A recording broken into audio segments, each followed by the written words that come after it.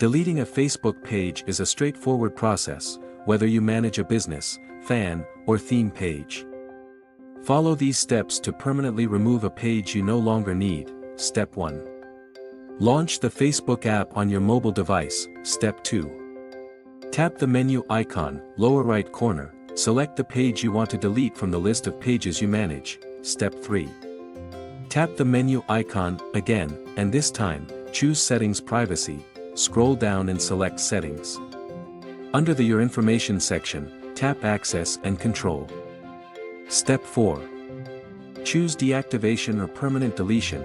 If you want the option to reactivate your page later, select Deactivate Page. For permanent deletion, choose Delete Page. Step 5.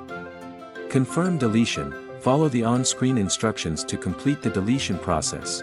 You'll need to confirm your Facebook password before the page is deleted. Step 6. Cancel deletion, optional. If you change your mind within 30 days, you can cancel the deletion. Go to your main Facebook profile settings, Settings Privacy, select Access and Control, then choose Reactivation and tap Reactivate. Thanks for watching.